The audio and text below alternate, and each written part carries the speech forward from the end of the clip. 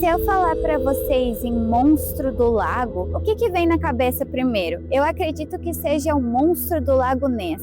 Aquela criatura gigante que fica escondida lá nas águas frias da Escócia. Hoje eu vou contar para vocês uma história meio parecida, só que ela não tá lá na Escócia, tá bem aqui, no meio de Santa Catarina, nesse parque onde eu tô agora, o Parque Jonas Ramos, o famoso tanque. Ele é um espaço histórico que mais tarde ganhou um monumento às lavadeiras e hoje é um parquinho onde as pessoas vêm andar de pedalinho ou vêm com as famílias para se desestressar, andar com os seus cachorros e tudo mais. Mas debaixo desse lago, de acordo com a lenda, mora uma serpente gigante. E o motivo dela existir é bem mais pesado do que qualquer coisa relacionada ao monstro do Lago Ness. Essa lenda existe há mais de 50 anos, né? É de uma mulher que era lavadeira do tanque. E aí ela tá grávida e na época deles, né, dos antigos, ela queria esconder que ela tava grávida. Ela não podia, senão ela ia ser expulsa. Pressionada pelos costumes da época, abandonou um bebê no tanque e essa criança teria se transformado numa serpente gigante. Oi, gente, eu sou a Carolis e hoje a gente veio investigar o que tem no fundo desse tanque. E você vai ver que o que criaram aqui até que é meio parecido com o monstro aquático mais famoso do mundo. Só que enquanto um virou atração turística, o outro virou ferramenta de controle. A cidade de Lages é o palco de uma lenda muito peculiar. E para entender ela direito, a gente precisa voltar um pouquinho no tempo. Antigamente, lá por volta de 1770, as mulheres iam até os rios para poder lavar roupa nas pedras. Só que aí, o fundador da cidade mandou represar um córrego para que aqui pudesse virar um tanque, que seria onde a gente está agora, no Parque Jonas Ramos. E o objetivo disso tudo era criar um espaço seguro, porque aqui as mulheres não iam sofrer os ataques de animais ou de índios que podiam acontecer nos rios das florestas. Só que acontece que uma mulher solteira que teve um filho que era fruto de um relacionamento proibido acabou sendo pressionada pelos costumes da época e as questões sociais e ficou com muito medo e jogou a criança dentro do tanque. E então a lenda conta que através de forças sobrenaturais, essa criança se transformou numa serpente gigante. E ela tem a cabeça aqui dentro do tanque e o corpo se estendendo até o rio Cará. A lenda conta que um dia a serpente se revoltou, o tanque encheu e a cidade começou a inundar. E as pessoas ficaram desesperadas e começaram a rezar preces para Nossa Senhora dos Prazeres. E aí ela colocou os pés dela sobre a cabeça da serpente e imobilizou ela. E acreditam que até hoje a serpente permanece dominada pela imagem da santa lá no altar da catedral. A lenda avisa que se a santa for removida, a serpente vai se libertar e vai causar uma grande inundação na cidade. A serpente do tanque ia destruir a cidade como vingança. E daí, pra evitar isso, Nossa Senhora dos Prazeres, se eu não me engano, ela vem e ela pisa na cabeça da serpente.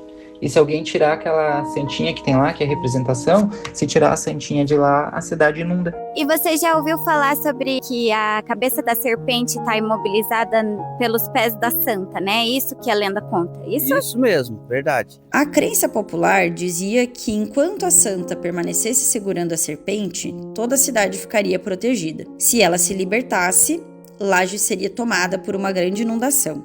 Diversas vezes essa previsão se mostrou verídica, porque dizem as pessoas daqui que quando tiraram a imagem da santa de lá, até mesmo para fazer procissões e coisas assim, começou a chover de maneira torrencial, muito aqui na cidade e alagar vários bairros e inundar tudo. E aí bastava colocar a santa lá no lugar dela, no altar de volta, que o sol voltava a brilhar. E isso é tão forte que realmente teve uma vez que um homem quebrou a santa. O oficial de justiça José Zenon Albino foi detido após destruir várias imagens, incluindo a imagem da santa, lá na catedral. Ele se descontrolou depois que discutiu com alguns turistas e falou que aquilo ali era tudo obra do diabo, que aquelas imagens não eram sagradas e fez todo um estardalhaço e destruiu tudo. E aconteceu uma grande enchente que deixou várias pessoas desabrigadas e alagou bairros.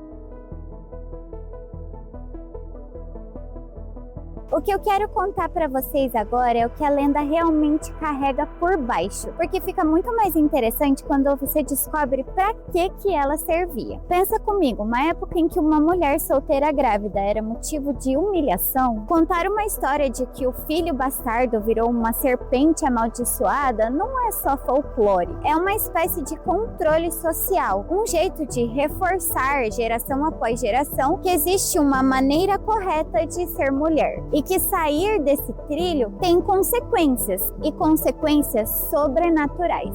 E a lenda reforçou esse controle na prática, porque por muito tempo as mulheres acabaram evitando de vir sozinhas aqui no tanque. Elas sempre vinham ou acompanhadas ou em grupo. Então o medo do monstro virou literalmente uma forma de vigiar o comportamento das mulheres aqui na cidade. A lenda da serpente reflete a forte moralidade religiosa e também as convenções sociais do passado. Foi criada para transmitir ensinamentos éticos e também para explicar de forma geográfica a proteção da cidade. Mas tem mais uma coisa. As mães criaram um monstro também para poder proteger as crianças do risco de afogamento, porque o tanque era muito fundo, então se elas se aproximassem demais, elas poderiam acabar caindo ali e se afogando.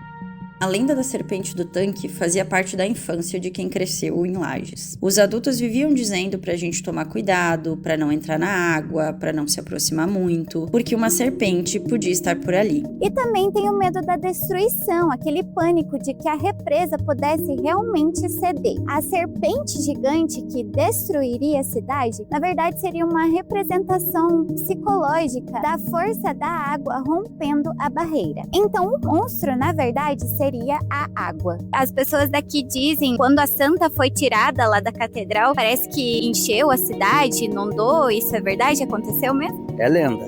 Ah, isso é lenda, É então lenda. são só relatos. Lenda urbana. Lenda urbana. Lenda urbana. Ai. Mas é claro que o fim de Lages não está próximo e as pessoas aqui da cidade contam com a proteção da Nossa Senhora dos Prazeres.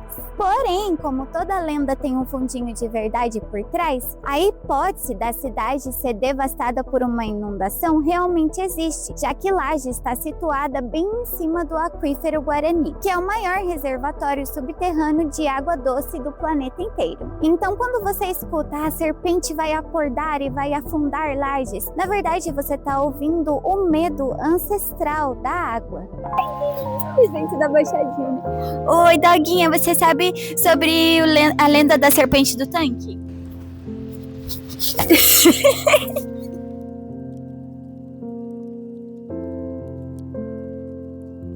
A gente transforma o que não entende em monstros. E isso não é exclusividade aqui de Santa Catarina. Até a criatura aquática mais famosa do planeta, o monstro do Lago Ness, na verdade era só biologia e ilusão. Lá por volta de 1933, duas testemunhas alegaram ter visto um animal pré-histórico lá nas águas de um lago escocês.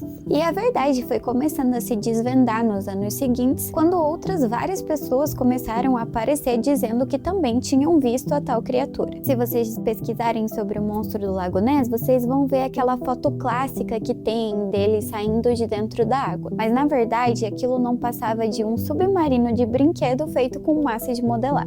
Tá, mas e as pessoas que juravam ter visto algo gigante nadando nas águas geladas e escuras? Aí, por causa disso, em 2009, a ciência entrou em cena. Alguns pesquisadores foram lá e recolheram amostras do Lago Ness para identificar qualquer tipo de DNA que pudesse viver lá naquele lago. E eles não encontraram nenhum dinossauro lá. Na verdade, o que eles acharam foram DNA de enguias. Então é só vocês juntarem enguias gigantes nadando junto com troncos boiando lá e mais aquela neblina distorcendo a visão de tudo, pronto. O cérebro humano, que já estava com medo por causa daquelas outras histórias, acabou criando um monstro. Tanto na Escócia quanto no tanque de Lages, o monstro nunca teve no fundo da água. Na verdade, ele sempre esteve dentro da nossa própria cabeça. O monstro do Lago Ness é uma lenda que já existe há décadas lá na Escócia. E o boom mesmo foi lá nos anos 1930, com fotos e pessoas querendo ver o monstro. Tinha gente que ficava com um binóculo assim perto da água para esperar ver alguma corcova sair de lá de dentro. Mas é uma lenda assim mais sobre mistério, sobre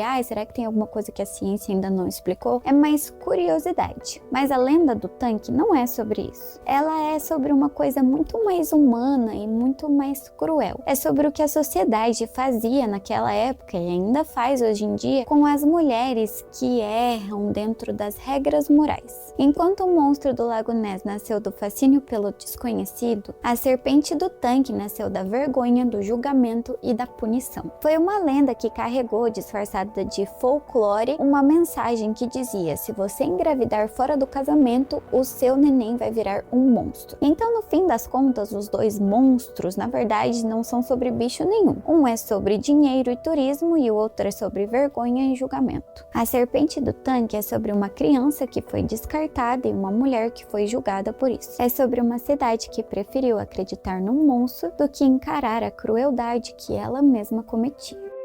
Talvez o verdadeiro monstro nunca tenha estado dentro do tanque, sempre esteve na margem. Se você gostou desse vídeo, não esquece de deixar o seu like, se inscrever no canal, ativa as notificações para receber avisos sobre o próximo vídeo e não esquece também de me seguir nas redes sociais, os links vão estar aqui na descrição. Lá eu compartilho curiosidades e outras coisas que são diferentes aqui do canal do YouTube. Um abraço sombrio e a gente se vê no próximo vídeo.